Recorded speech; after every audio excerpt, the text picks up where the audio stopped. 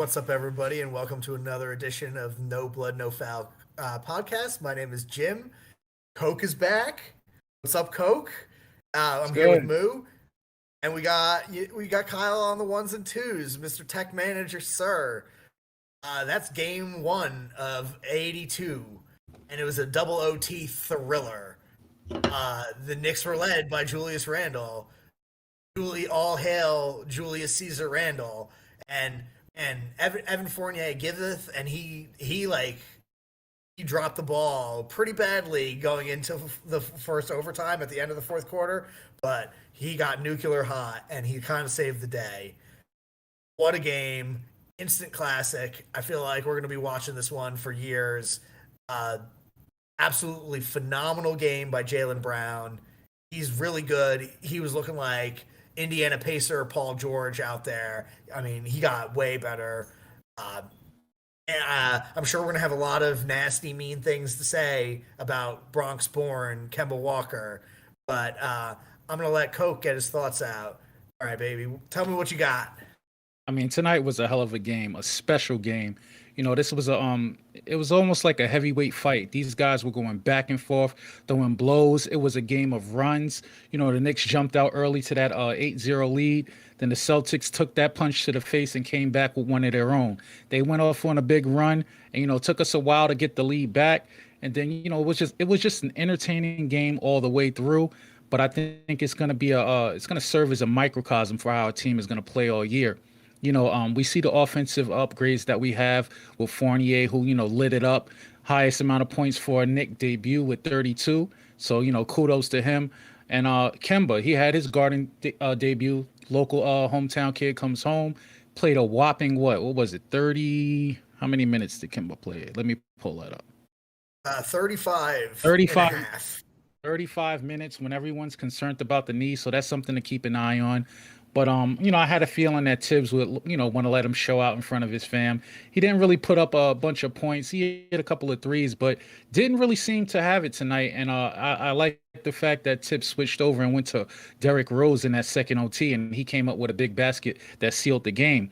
But back to the team overall, I just kind of feel like, we in bringing in Kemba and Fournier and losing Bullock and the hated elf, we do sacrifice some defense, and I think that's why we saw a guy like Jaylen Brown just go off the way that he did. And I think all season long we're gonna have to prove that we're gonna have to have wing defenders who can guard these elite small forwards and shooting guards. RJ, he had his moments, coming up with some key stops.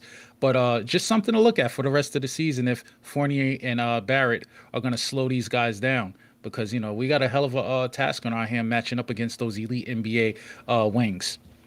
Just moving on, want to say Julius Randle. First game out, proving that last year was no fluke. He's working on his ball skills. He looks better there off the dribble. He went to the right hand a few times. The 3-point shot's still there. And even RJ. RJ started slow, which is something we saw a few times last season. But then he comes on in the third quarter, gets 14 in that quarter, and pretty much got us back into the game.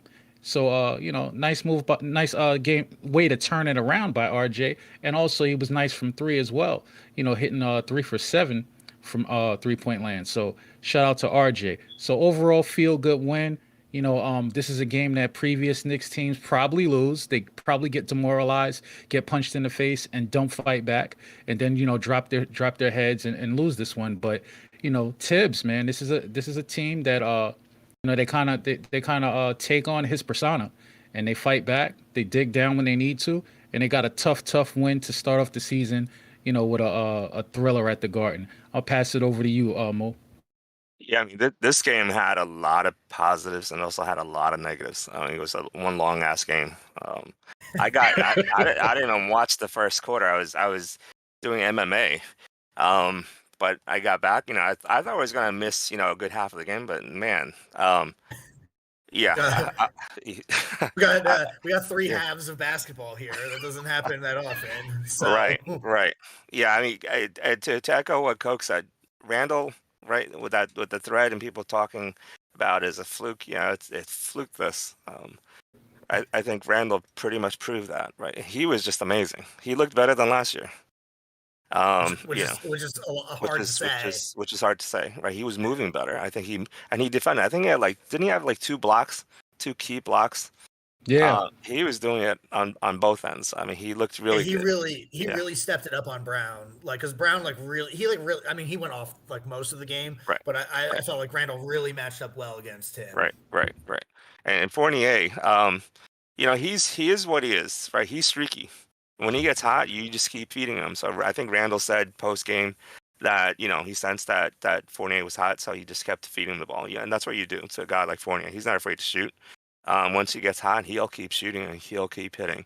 So you got to keep riding that. The only thing is you got to, be aware that when he gets cold, you kind of, avoid him a little bit more.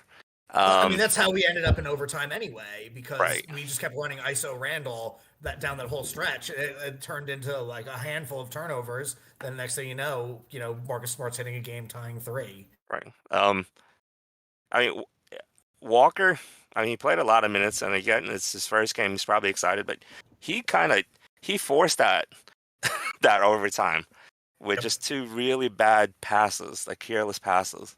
And then I think he that blown defensive assignment at the end of the first overtime. Yeah, he extended this out. He didn't look good. I was screaming, "Get Rose in there!" As soon as after he made those two bad passes, I was like, I think Tibbs is staying with Walker just to try to get him, acclimated. I don't think it was in the best interest of the team. Best interest would have been to get Rose in, right? If you're looking to win the game. But funny enough, Rose wasn't even really that great. If you look at his stat line, he was 3 of 11, 1 of 3 from 3. Mm-hmm. He did have 5 assists, 2 turnovers, which is but that's the solid. thing. I think he's more careful. I think he plays a little bit. I don't know what was going on with Walker. I mean, it could be that he was really excited, but he was just kind of like a mess. To my take. Yeah, he had 4 turnovers. Yeah. NBA.com hasn't updated, so I can't look at it by quarter or whatnot, because I would like to look to see when those turnovers happen. I mean, and Mitch, honestly, he kind of looks like Dwight Howard from a couple of years ago. He's not moving. Is it just me? Or is he like really slow right now? Slow. Yeah, he is heavy. He seems heavier on his feet. Heavy. I don't know if is it due to the weight gain, maybe? I think so. I think or being out of shape. Probably both. It's got to be a little bit of both. He gained like what they said, like 20 pounds. Yeah, he looks like it. He looked really slow. I mean, he's big. He 17 rebounds. I mean, that's great, but That's a plus. For a game that long, he probably would have gotten that anyway. He's got to get better conditions. Hopefully, the strength I like, but too much strength and too much size, that's not going to work well with this team. I don't think. Reminds me a little bit of remember when after the year that Amari hurt his back and he like he bulked up like crazy and then he couldn't like really jump anymore. Yeah. I mean, granted, that might have been more the knees than that, but I'm like that's what I'm like secretly concerned about with Mitch. Yeah. I think the thing is. I think the thing we're thinking back to the days of Mitch, flying around, blocking 3-point shots. Not sure if we're gonna see that Mitch anymore. He doesn't seem to have the same level of energy. He doesn't seem to be as light on his feet. Even finishing, I mean, he used to really get up there. Now he's kind of like just using his length to dunk. Yeah, he's doing those Shaq dunks, right? Where he looks like he's pulling down the rim. Yeah. But because like the thing that killed me down the stretch it's like Tibbs pulled Obi and put Mitch in, and like there was times he just didn't bother going for the offensive rebound, and he was like up there, right. Like it was him competing against like the Jaylen Browns of the world. He was getting boxed out a lot. Right, and that's not something that we're especially like you gotten so much bigger and stronger. Throw that weight around a little bit, buddy. Right. Just again, that might be just a conditioning thing, and we'll start seeing that later on in the year, but. Yeah, I was just like, bring Obi back. Obi, please. Well, look, speaking of Obi, let's give That's Tibbs. my segue. Let's give Tibbs his flowers, man. I'm last year I know Kyle was the one, pretty much saying he wanted to see that small ball lineup more than any of us, and Tibbs has made the adjustment. He went to it midway through the third quarter. I was on the forum and I was kind of saying, hey, I think we need to go to Obi, need to go small because Mitch was clogging the paint. Julius was getting double teamed, and we didn't have enough people out to shoot the three and open things up for Julius. It's almost like he heard me, man. Right after I said that, in comes Obi. We finally went small, and it worked. That's what got us back into the game and got us the lead. And let's talk about the development of Obi as well. I mean, this guy, Wow. it's not just about Tibbs, giving him the opportunity. He's taking it. The guy's running the floor, taking advantage of his athleticism for once. The 3-point shot still is inconsistent, but he takes it when he's open, which means defenders are going to try to close out on him. So in a half court, he's getting the ability to drive. And this year, he's finishing through contact. We saw about 3 layups where, in the open court, the defender's there trying to draw a charge. He's maneuvering around the defender, taking some contact, and still converting the layup. So I think Obi has gotten stronger. I think he's a little more confident. And I think we're going to see that small ball lineup a little bit more, especially when teams are going small on us, throwing a small, sturdy guard like Marcus Smart on Julius Randle to try to get up under him and take away his center of gravity. You put Obi in there and we can capitalize on teams going small now. Right, right. And they moved a lot Yeah. faster. They were able to open up the floor, right? With Yeah. Mitch in there, which is weird because who would have thought with Mitch in there, the Knicks seems like they're so slow, right? But Yeah. that's what happened, right? When Obi's in there, they're able to actually run the ball, push the ball. He's finishing, right? Some really crazy He finish. just had, That was good. he just has so much energy. Like Yeah. he's like the highest motor player that we have, and it's infectious. Mhm. Like the way he just runs the floor, the way he doubles, like, and he's like he can recover really quickly. It's like I honestly think that he's probably been in or Taj Gibson has been in Obi's ear a lot because like I see like these little like idiosyncrasies that remind me of Taj when Obi's playing defense. And that was like the huge thing in our comeback. All of a sudden, we like started creating turnovers. We started running on the break. That got RJ going. That got Obi going. Next thing you know, because Fournier was like okay in the first half. Next thing you know, we have all this extra support for Randall scoring the ball, and we're back in the game. And it's all because of the infectious energy of Obi Toppin. All right, so let me throw this question at you. Being that Obi, he's opening the floor up because he's a threat to shoot the three. He runs the floor, able to go small. Let's talk about his defense now.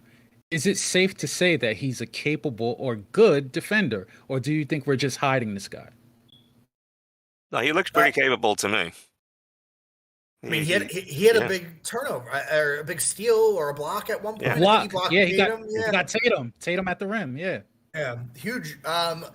He can't guard the perimeter. Like I know, like in the first half when they ran him out there with Sims, he got matched up with Tatum a few times when Tatum was playing the floor, and it was like kind of hilarious. But like as a help defender, he makes great rotations. I think when you pair him with Randall, because Randall can apparently guard the perimeter like elitely now. It works really well. Hopefully, that's Hang next. on, hang on. That's the next phase of Can I cut in Randall's here? game. Can I cut in Yep. here real quick? Sure. Randall's Miles last year cutting with in. the Lakers, he was an elite switch defender. I want to Hmm. say that. So he has had the ability. He just hasn't shown it the last couple years. Yeah, I mean, from even last year, he was like a really great one-on-one defender and post defender. I don't remember. I saw a tweet about it like a couple months ago now, and I was like, oh, like I didn't think he was. He was definitely better. I didn't think he was that good, but yeah, he's stepped his game up. And it must be all the weight he's lost because he's like lean and mean right now. Yeah. Excellent shape. He's got the tools, right? He's a big guy, but he's very agile, very fluid, and I think he's got a 7-foot wingspan, so he can defend. He's got the tools to defend. He's strong. He can guard the post. He's got the length. I think it's just a matter of mentality. I mean, you don't grow into a great defender. You either are or not, right? What you could do is you can improve your skills. So I think Randall's making a commitment, which is great to see, right? Because maybe that's his next phase, right? For him to be more than maybe a All NBA second team, third team guy, to be one of the top guys, he's got to defend, right? Because all the other guys, the top guys, they're defenders as well. So this is a good game. I think this is a good sign if he can carry this through for the season and play that same kind of defense. It's a really good plus. Yeah, like I said, him matching up with Brown slowed Brown Right. down Right. enough. Right. Obviously, like Brown was nuclear hot, hitting like half court 3-point jumpers and stuff like that. But yeah, I mean, he just got up into him and made him, a little less efficient, which was the turning point of the game. And And Tatum speaking of sucked. nuclear heart, all Yeah. right, let's talk about Fournier. What did he hit? Three threes in a row in the second overtime. I think he knew he messed up. He wanted to redeem himself, and to me, that showed a lot of heart, man. Sometimes players make a few bad defensive plays and they put their head down. This guy comes back, bombs away, playing a two-man game with Julius Randle. Now we saw the two-man game last year, pretty frequently with Reggie Bullock. How do you guys like the two-man game between Fournier and Julius? And who's the better shooter? Is it Bullock or Fournier? I mean, it's definitely Fournier. I mean, he like all those threes he hits were like little sidestep, little step backs. Bullock doesn't have that in his bag, Like Movement. Bullock, yeah, yeah. Like I mean, I know people like to say that Bullock is a movement shooter, but he was not really. He was more of like a catch and shoot guy. Like you never really ran him off a pin down or nothing like that. Fournier's kind of got like all of that. You can hit him with DHOs, and he's like because he's a threat to go off Right. the bounce and to Right. the rim. Bullock couldn't do that. It's like that was I don't know if you guys saw there was like a tweet of the Hawks game plan against us, and that was the game plan was Yeah, I saw that. Make sure Reggie put the ball on the floor. That was the You big know, thing because the main difference is not so much that I think people will say, Bullock because maybe the percentages are better. It's not really just always about the percentages.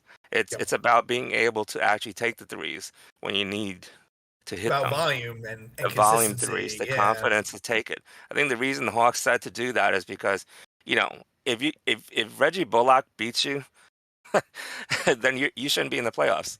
right. So with Fournier, he can go off for 20, 30 points a game.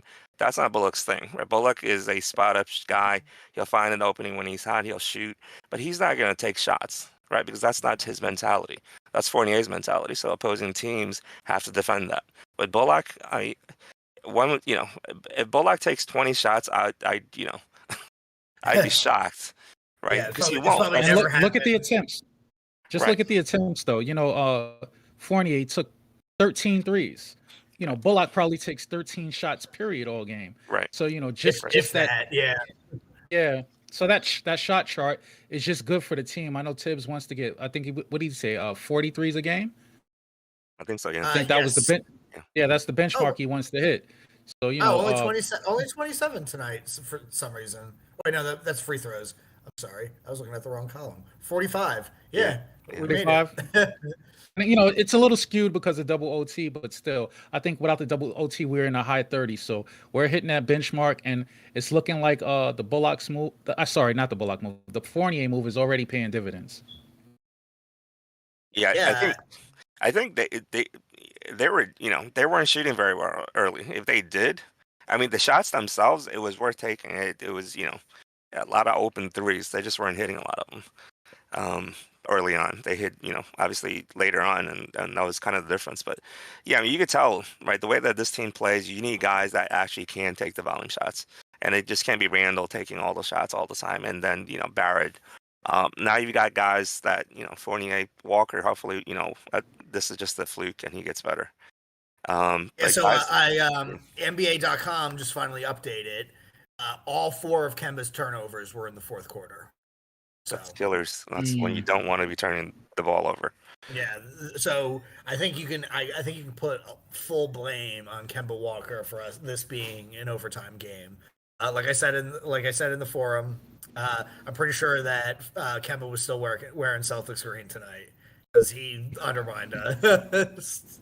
I think as we see the year go on, we all know Derrick Rose is a player that Tibbs trusts. I think he's going to be that fourth quarter point guard. I think Kimbo get in there if he has a game where he's really hot and has it rolling, then Tibbs will ride the hot hand. But as a stalwart in the fourth, I think it's going to turn into Derrick Rose, and I think we saw that when with the game on the line in the second OT, he put Rose in there, and he ended up securing the game just to get us a little more cushion and get that win solidified. I think Kemba's going to get his opportunity. I think, though, he's probably going to have a little bit quicker of a trigger on Kemba than he did on Peyton last year. That's just my kind of thought on it. Yeah. I don't think that's going to happen like right away, but eventually, if Kemba is not up to snuff, I think we're going to see more of Rose. And at one Yes, point, especially defensively. yeah, No, Kemba's a he's a He's weak tiny. point. Yeah, you got to hide him, and with this team, with losing a guy like Bullock, we don't have a lot of Bullock wasn't a stopper, but just a guy who could bother his man, contain his man. Without that, it's even harder to hide Kemba Walker. So, I think Tibbs is going to realize that with the bad defense, the lack of size, and then the questionable knees, I think it's going to end up being Rose out there more often than not. yeah. So, what do you guys think of the Disappearing IQ Act? I want to hear your thoughts. Well, I think How I IQ only made a short appearance in the first half. Have we overrated this young man? And is his leash very short, or going to be very short? I don't know. I don't think so. I came in. I started watching the game. I think he was just on his way out, and he never came back in. I think there needs to be a realistic expectation of what he is. I don't know that trying to make him a point guard was necessarily the best thing. I see him more as a sixth or seventh man that can put up points, right? So I would have worked on his handle to attack the basket more, and make him more along the lines of guys like Lou Williams and stuff like that. I think trying to make him a point, he doesn't have the greatest handles. Right. The way he dribbles is a bit odd. I don't know if that's throwing him off or if he's trying to be a point guard. I just don't think he is. Right. He wasn't one in college. He was a shooter. He was a scorer. They had two other guys that handled the ball.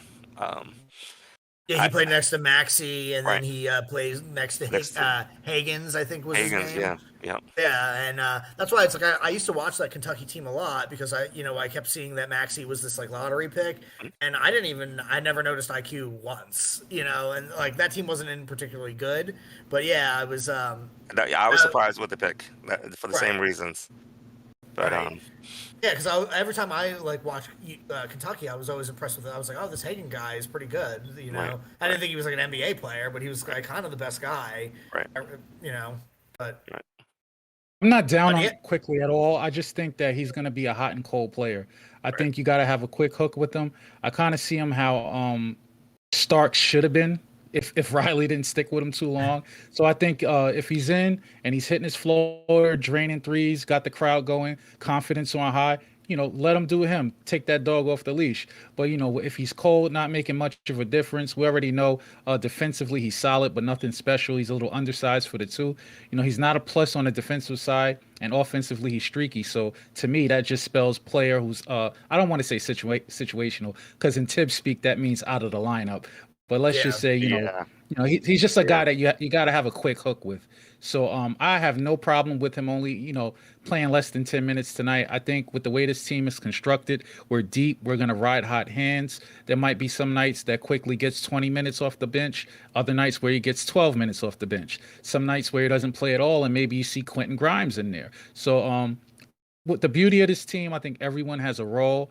Everyone's close-knit. Seems like a selfless group. And I don't think he'll trip over it anyway. So, he'll have his spots during the season. Tonight just wasn't his night. I was gonna say we have Grimes waiting in the wings, pun intended. You got he could lose his time. Yeah. I mean, I don't know. It's funny, Coke, that you mentioned Starks because I was I think in Penn Station they had an ad with Quickly, and they're pushing the Knicks, and the background was Starks. Right? They wow! Superimpose, yeah. I mean I think that might be a good kind of maybe a projection type of player, right? Quickly's got that same kind of energy. I think you need to unleash him, kind of like with Starks. But obviously, you don't want him to go too far. Whatever Starks did in that killer game. That's right. So you guys want to hear something interesting? Yeah. How we were singing the praises of Julius Randle and his defense on Jaylen Brown. In the overtime, Jaylen Brown went 2 for 7 from the field. So I think that's a little bit of a testament to lock down Julius. Nice. And also a testament to, good old fashioned not in the best condition because he had COVID protocols and he was out of the lineup for what they say 10 days. So Yeah. he had it I think going he missed early, most but of preseason. Yeah. yeah, so he got winded, and I think we saw that in the OT when he went up for a wide open dunk, and we know this guy's an elite jumper, and he just Right. came up short and he muffed the dunk. So that Right. was Thank definitely God. some tired legs. Oh my God! Thank God that when that happened, my wife was like laying down on the couch. Even she got up and was like, "Wow!" like going nuts because I was like, oh God! I was like, oh, this is the worst thing that could have possibly happened. This turnover right here, and thank God he. Oh yeah, I guess I guess you can kind of say the Celtics did kind of muff this one away. They had Yeah, they multiple did. opportunities to put us away. They had momentum on their side, and they just missed. They swung and missed. Yep, When you got to go at the champ, you got to hit. Boom. that's right. It's kind of like a reflection of the past few seasons they've had. Just like something is not quite there. There's Right. something wrong in the water Yeah. in Boston. Right. I think bringing in Udoku to be the coach was a good move. Right. He's from the Popovich type of Yeah, so the tree. yeah, Former and Nick too. former Nick. Yeah. Once a Nick, always a Nick. Yeah. I There's mean, a- yeah. when we were interviewing people, I think a lot of people wanted to interview this guy. I didn't really Yeah, see. yeah, I remember that. Yeah. Yeah. Mhm. I didn't see really anything that impressed me with his coaching or anything like that. But I mean, they played a great game. So No, I think for a team like the Knicks, right, because they don't have that one of those top 10 guys, you need Tibbs, right? Because Yep. he'll squeeze wins that these other guys, kind of good guys, solid guys won't. yeah, Well, it's funny because Absolutely. I heard a lot of guys saying, Tibbs almost lost us the game. Do you guys agree with that? Do you think he did a bad job tonight? I think the only flaw that I can really say is that he trusted Kemba for too long. Yeah, those But like also at the same time is like he's your starter. You're gonna have to give him the opportunity to get acclimated and let him do his thing because there is explosive upside there. it's But like there's an 82 game season. You can't just play for one. I think and that's what he was thinking, right? He needs Kemba Walker. To be right physically and mentally. So sticking with them, even when I'm guessing that they're saying that they should pull them and put Bros in, right, or IQ or somebody. I mean, you got Well, to. they said in regulation that the Knicks should have went 2-for-1. Remember, we didn't call Right. a timeout, Sure. so I think we had the ball with a little over 28, 29 seconds or so. They wanted to go for a quick one, so take a timeout, instruct the team to go two for one. I don't know. The Celtics, their defense was pretty good in the fourth. So if you rush a shot just to get a 2-for-1, I mean, you might not get a good shot. Yeah. So I think they're. I don't know. especially the way our offense was running in the fourth quarter too. I didn't really want them to get too many shots because I didn't want to see ISO Randall over and over again. And it's so fascinating that it's like that is relied on so much for offense. It's just like give your ball to your best player and clear out, and then you see running a 2-man game in the OTs. All of a sudden, the offense looked a lot better, and it was a lot less stagnant and a lot less boring, and it's there a was lot less Randall. a But lot less turnovers. a lot less Randall forcing things because he doesn't feel like he has anybody else, and the defense has Yeah. collapsed. Right. So I know you guys hate him. I'm not sure which telecast you watch, but I watched Mark Jackson and Mike Breen call a game, and Mark Jackson was saying that he said, "I want to see the 2-man game between Fournier and Randall instead of Randall just isoing every time down the stretch." And when they made that adjustment and started doing the 2-man, that's when Fournier he just went hot. So I think we got to see that in the fourth quarter more often.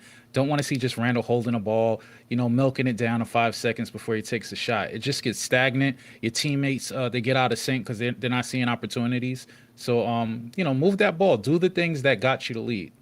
Well, we're a deep team, like it doesn't make sense to just dump it to Randall and let him try to create. He's not LeBron, he's not Luka, he's not Kawhi. He's a really damn good player, but that's not really how we function or should function. Like even last year when he was isolating up in the post, he was kicking out the threes a lot of the time and finding open guys. I'd rather see more of that kind of stuff than watch him try to create one-on-one at the top of the key.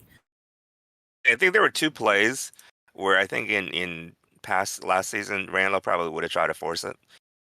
Where he actually passed it to RJ, right? He set a pick. It was two to RJ and one to Fournier, for really wide open threes. That's I think will come.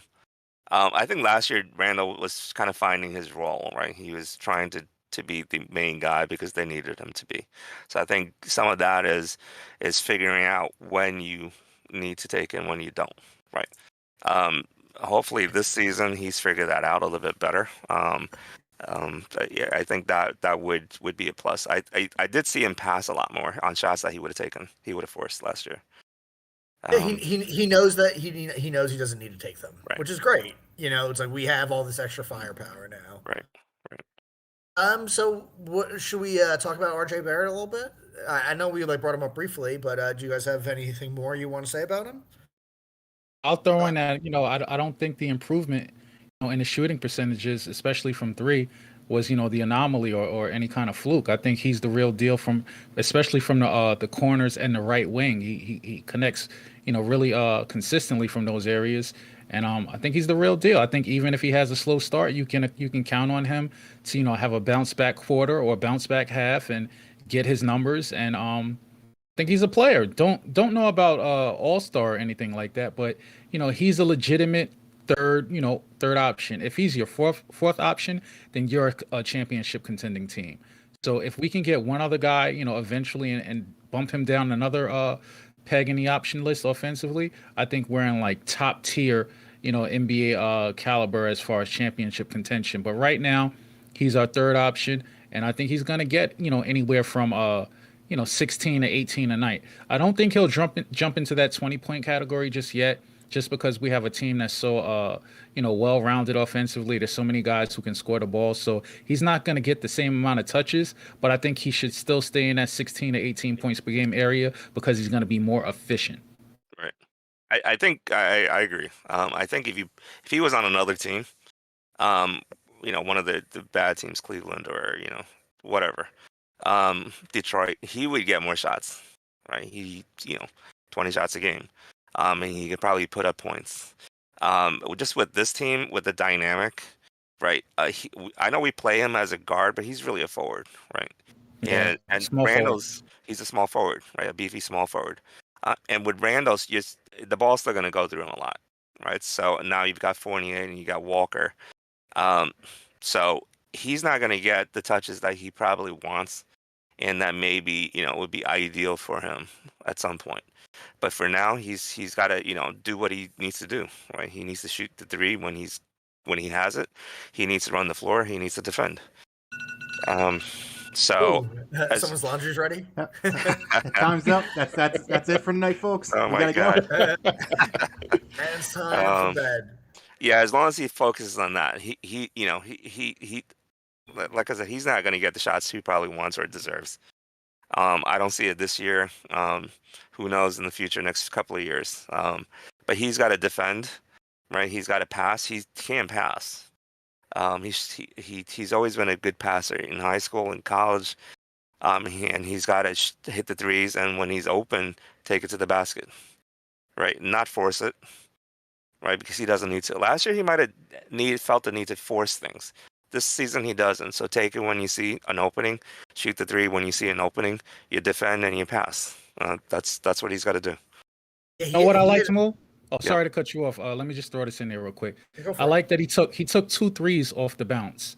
And that's not, something that we saw often last year. Granted, he missed them both, but I'm just throwing out there as, something to keep an eye on with his development. At least he's taking them. So let's see if he continues to do that going forward over the course of the year.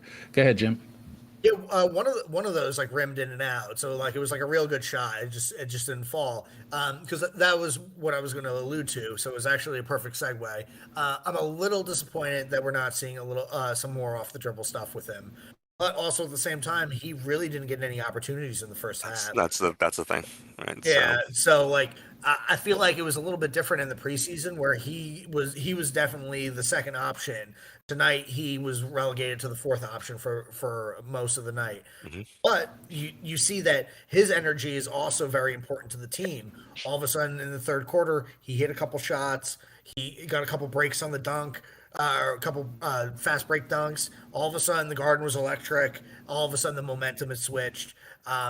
We're going to need more of that from him. So they need to find a way to get him involved in the first half. And like, granted, like all of last year, he had a lot of slow starts and didn't pick it up in the second half. But I'm not so sure that'll be the case nowadays. But like I said, I do want to see a little bit more off the bounce stuff. If he ends up only being 3-and-D RJ, that's okay. But I would still like to see. I hope that there's a little bit more. Yeah, let's hope there's more. To your point, he only took 11 field goal attempts all game, and that's in a double overtime game where he led the team in minutes played. So just something to watch. So like you said, the shot attempts are definitely, not there the way they were last year. But what I do like is the shot chart is in the area that I want it to be. 7 of those 11 field goals were threes. So, he's putting them up there, and if he continues to be a 40% three-point shooter, he's going to get those numbers regardless. Well, I think you also have to look at he took 6 free throws tonight, only made 4, but that's one way to improve your layups, right? You don't get counted for a miss if you get fouled. Right. Also, it'll also bump the true shooting up because true shooting is heavily weighted on free throws. Yeah, that was like a killer. I was like riding my bike home, and like it's so funny when you're listening to a TV broadcast of a game as opposed to the radio. And I listened to like the first quarter, like just TV broadcast, and they like never mentioned the score. They like missed multiple hoops. I didn't find out that RJ missed both free throws that he took until I like checked the NBA app later on when I got home. I was like, oh wait, like I heard he got fouled in the first quarter. I didn't realize he missed both free throws. There's like so much that's missed from the different mediums. Like I probably should just go and get the iHeartRadio app or whatever so I can listen to ESPN radio instead.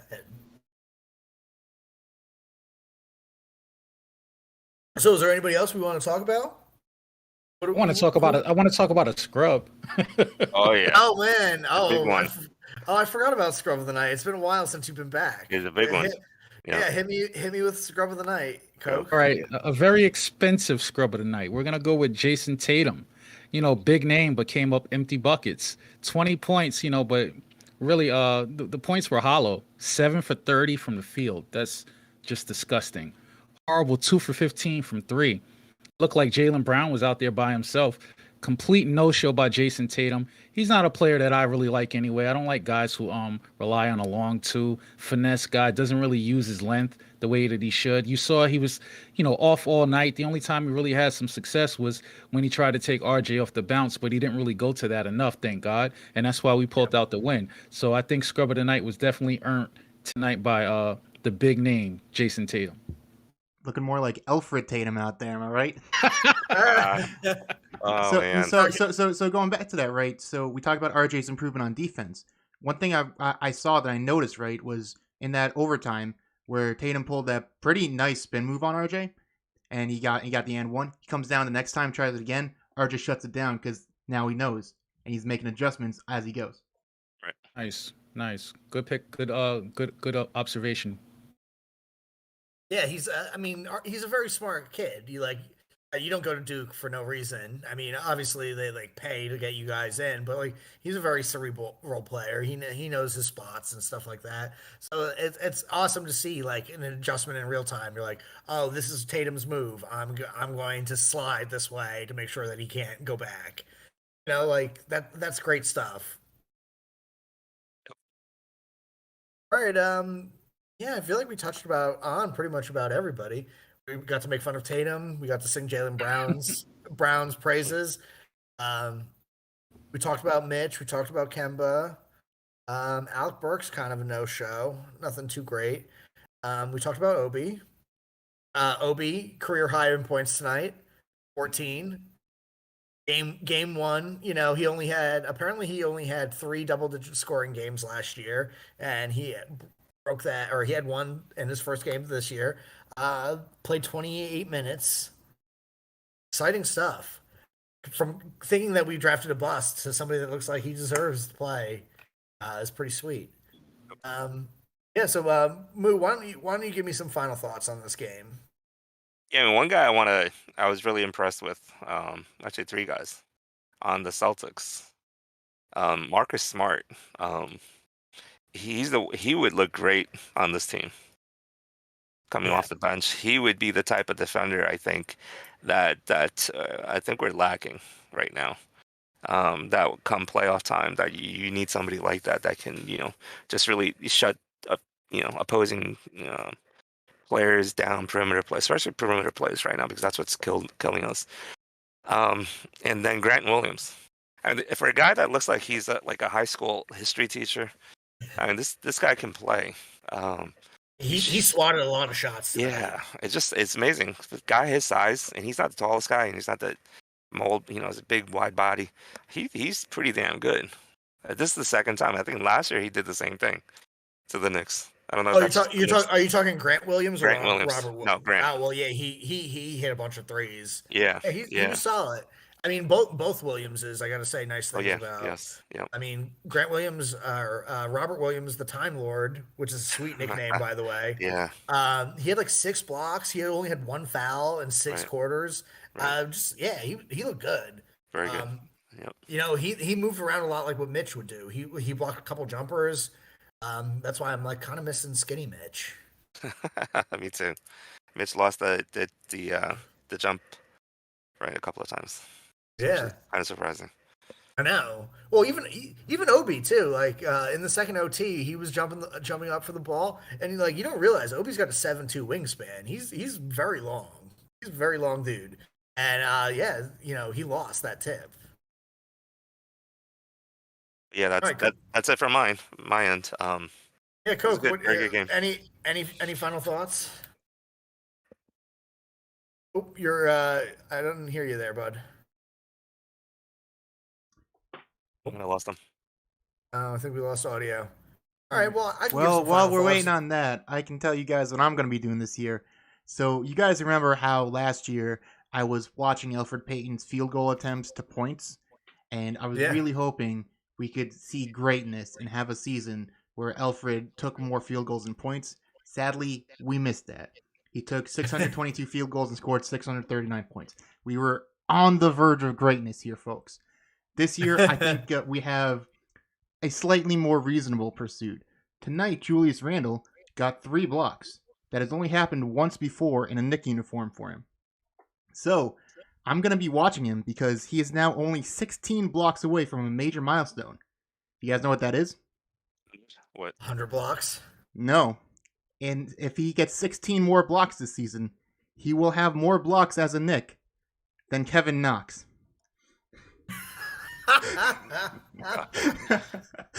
Yep. As of right now, Julius Randle is at 43 blocks in his Knick career. Kevin Knox is at 58. Kyle's found his knee punch bag. That's my favorite. That's my favorite fun fact of yours ever. That's so funny. It's a really good one. All right, Coke. Coke, are you back? Nope, he just left. Well, yeah.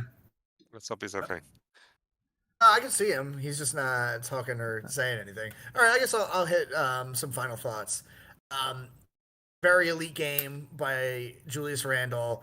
Evan Fournier showed us why we paid him the big bucks. He's way more dynamic of a scorer, and he can get hot. And he got hot at the right time, and it was really important, and it helped us win the game. A little disappointing to see RJ not really involved in the first half, but him getting hot really changed the trajectory of this game. His defense on Tatum was very inspiring. Tatum did just miss some open looks, but I feel like RJ really got up and into him and really took him away from his sweet spots, which is good. Same thing with Randle and Jaylen Brown. He just locked him up in overtimes, is what we needed, because he was insane. Need to see more from Kemba, but I'm excited for the next game, which I actually don't know when, and where that is. I'm going to assume it's going to be Friday Night Knicks.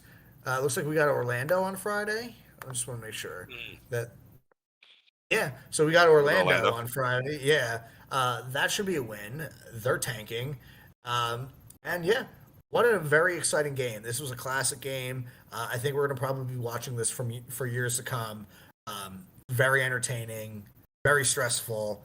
My blood pressure is super high right now. I could pass ship you some of my blood pressure medication, all 6 different ones I take right now. Oh, I need it. Yeah. Because I was like almost having an anxiety attack watching this game. But yeah, so this is another edition of the No Blood No Foul podcast. Knicks win. What a great game, and I'm pulling up the score one more time because I can't find it. 138, 134. All right, yeah, 138, 134. Knicks win, double OT.